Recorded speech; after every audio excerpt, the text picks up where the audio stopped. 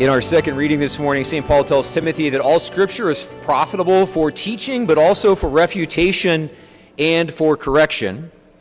And he also thanks St. Timothy for being immersed in the Scriptures from his youth, right?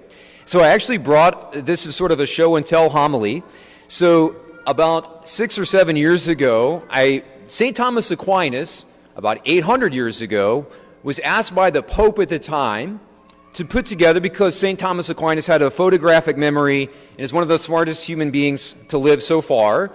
The Pope asked him to put together all the different commentaries and saint quotes for each verse of every gospel. So St. Thomas Aquinas did that, and so I purchased these books about 6 or 7 years ago, and I used them. They're immensely valuable to me, and I think they're valuable to every single person. I paid about $300 for these gold books. They're right up here. There are 4 of them. And again, they are one for each of the books of the gospel.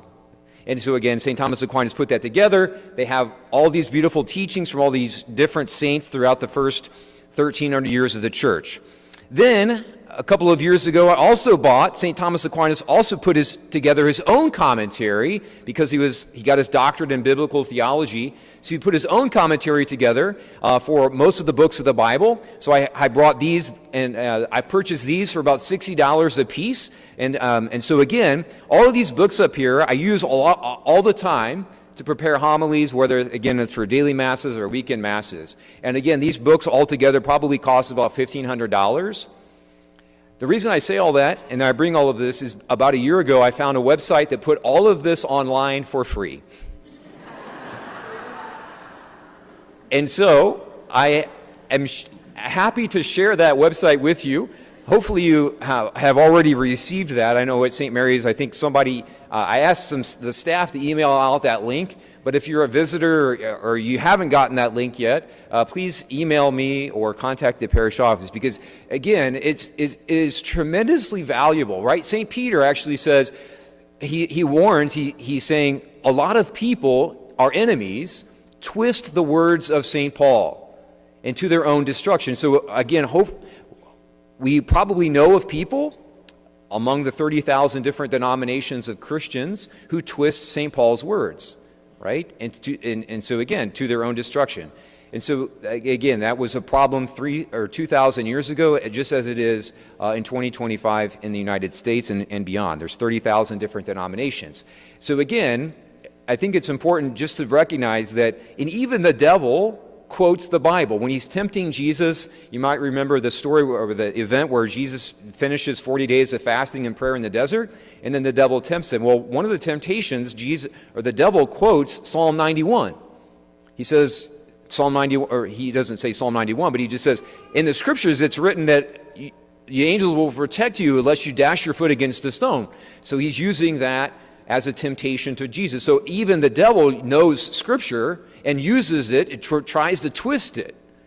So again, it's not just enough to know the Scripture, but we have to know and read the Scriptures in light of the Catholic Church's tradition, right? So again, we all have encountered people who take, and again, these 30,000 different denominations, some of them use the same passage of Scripture to say something is forbidden, and other people use that same exact passage to say something is encouraged and allowed.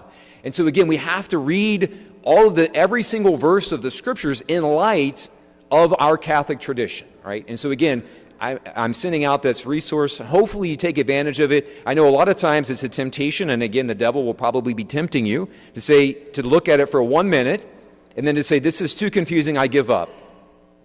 But again, a lot of us, when we want to find something on the internet, or we want to take advantage of something, maybe it's a sports score or whatever that might be, we will put in 30 minutes, an hour online without any effort or any issue. And so again, the devil's going to be tempting you. When you open up that link, don't spend any time on that. It's too hard to navigate and so forth. But again, I just encourage us to take advantage of that. And I think particularly as we look at the Gospels, these first 4 books up here, those are also, again, on the website. And again, I think it's really helpful for us to look at the gospel and to prepare, right? A lot of times we were preparing for, each of us is asked to kind of prepare and read the readings for the upcoming Sunday Mass ahead of time. And so hopefully you're doing that, and also hopefully you'll find those commentaries. St. Jerome said of 1700 years ago, he said all of these questions, particularly when we have these questions in the Gospels with Jesus, so just for example, today's Gospel, why does Jesus use a dishonest judge in his parable, right? Like what does he mean at the very end of the Gospel, the last line of the Gospel, will the Son of Man find faith on earth when he comes? Right? Those are all like seemingly weird questions, right? And so St. Jerome said that is intentional, right? That Jesus puts these somewhat confusing things to draw us deeper in and to get us to ask questions and to do the research. And it's never been easier to do our research ahead of time. So again, maybe take advantage of all these different ways to prepare our hearts and minds, especially now that they're free.